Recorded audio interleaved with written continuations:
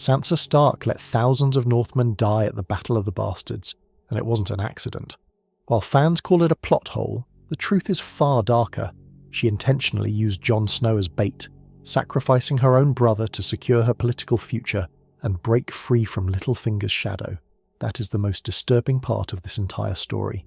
And by the end of this video, you're going to look at Sansa Stark completely differently, because this was not a mistake. This was not bad writing.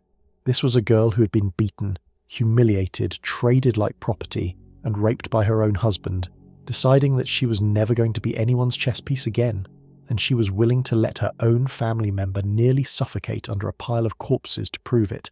Let's go all the way back to the beginning, because you cannot understand what Sansa did at the Battle of the Bastards without understanding what Ramsay Bolton did to her first. I take this man. When Sansa arrived at Winterfell as Ramsay Bolton's bride in Season 5, she was not the broken girl she used to be in King's Landing. She had survived years of psychological abuse under the Lannisters. By the time Littlefinger walked her through those Winterfell gates, Sansa genuinely believed she was coming home as a player, not a prisoner. She was wrong. What Ramsay did to her behind closed doors broke something in Sansa that had never been broken before. All you need to know in the TV show is seen through glimpses, but it's important to know that in the books written by George R.R. Martin, Sansa never makes it back to Winterfell with Ramsay. She's still hiding in the Vale under the alias Elaine Stone at this point in the story. It is Jane Poole, a girl pretending to be Arya Stark who is forced to marry Ramsay in the novels, and what he does to her is horrific. The showrunners made the deliberate decision to give that storyline to Sansa instead, which changed her entire arc. In the books, Sansa has been schooled by Littlefinger, but never had that direct, shattering experience with Ramsay. The show created a version of Sansa who was broken in a way the book version simply has not been yet, and that difference matters, because it explains why show Sansa becomes so much harder, so much faster.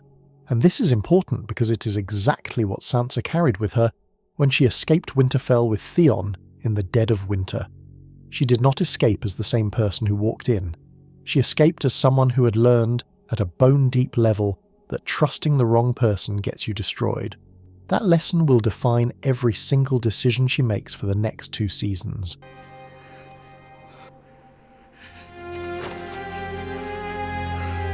When Sansa finally reunited with Jon at Castle Black in Season 6, it was an emotional moment for the audience. But for Sansa, it was also a political calculation. Jon is her half-brother. She loves him. She also knows from watching her father and her brother Robb that good, honourable Stark men tend to die because they trust too much and share too much. Every Stark who played the game with their full cards on the table ended up dead. Sansa had no intention of following them. She was not cold to Jon because she disliked him. She was guarded with Jon because she had spent years in a world where openness was a weapon that could be used against you. She warned Jon repeatedly that Ramsay was not like other enemies. She told him directly that Ramsay was a trap setter, not a fair fighter. She told Jon they could not save Rickon. Jon heard her and ignored her, because Jon Snow approaches battle the way Ned Stark approached politics, with honour, with a straightforward plan, with the belief that courage and strength will carry the day. And Sansa knew, from everything she had lived through, that in Westeros that belief gets you killed. Now here is where the story gets genuinely complicated, because to understand what Sansa did at the Battle of the Bastards, you have to understand what Petyr Baelish spent years teaching her, whether she wanted to learn or not. Littlefinger did not just move Sansa around like a piece on a board. He taught her, deliberately and patiently, how the board worked. He explained to her why knowledge is more valuable than armies. He showed her how one carefully kept secret can be worth more than 10,000 soldiers. He told her to look at every person and ask yourself not what they are saying, but what they want, because everyone wants something, and if you know what that is, you control them. He told her, in almost so many words, that the moment you share your trump card, it stops being a trump card. Sansa rejected Littlefinger. She despised him. She confronted him at their secret meeting in the ruins of Molestown in Season 6, Episode 5, and she told him exactly what Ramsay had done to her, watching his face, testing him, seeing if he had known. She looked him in the eye and told him she never wanted to see him again.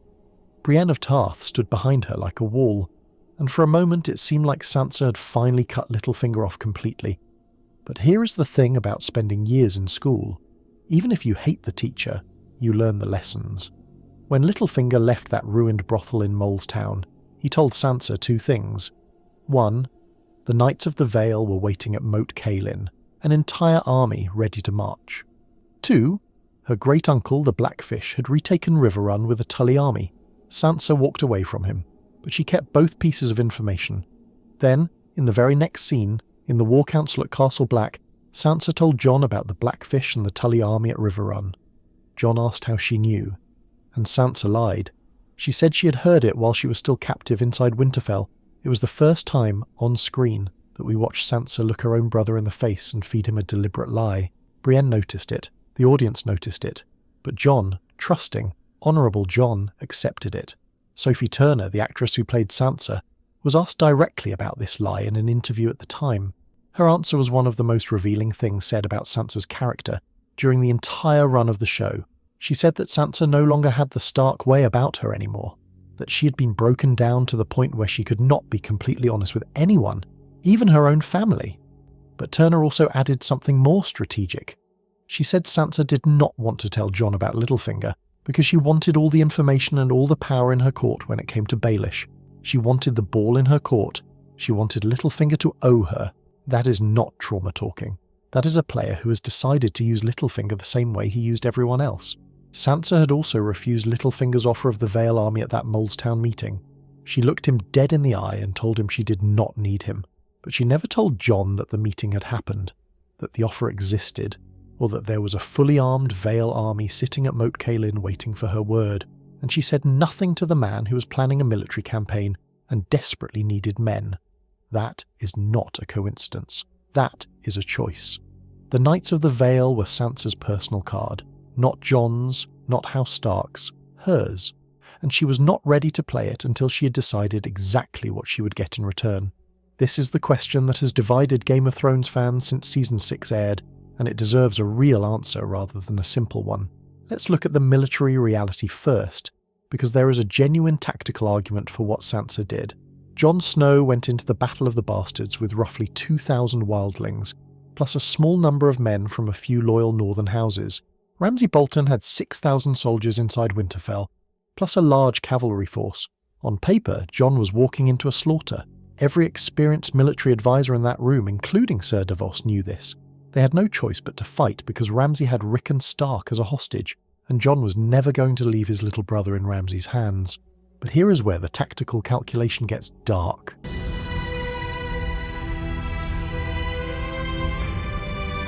If Jon had known the Knights of the Vale were coming, it is almost certain he would have changed his entire approach. He might have waited. He might have held back. He might have tried to delay the battle until they arrived, which would have allowed Ramsay to realise something was coming and retreat behind Winterfell's walls. A castle siege without siege equipment against a fully stocked fortress is nearly impossible to win, as Davos himself pointed out before the battle. The only way to win this fight was to get Ramsay out in the open field, and the only way to get Ramsay out in the open field was to make him believe he had Jon completely cornered with no reinforcements coming. Jon's predictable, honour-driven battle tactics, the same ones that frustrated Sansa, were actually the perfect bait. When Ramsay killed Rickon in front of Jon, and Jon broke ranks against everyone's advice and charged alone across the field, Ramsay did not flinch, because Ramsay believed he had this completely won. He released his cavalry, he committed everything to the field, and that is exactly when the Knights of the Vale arrived and destroyed him.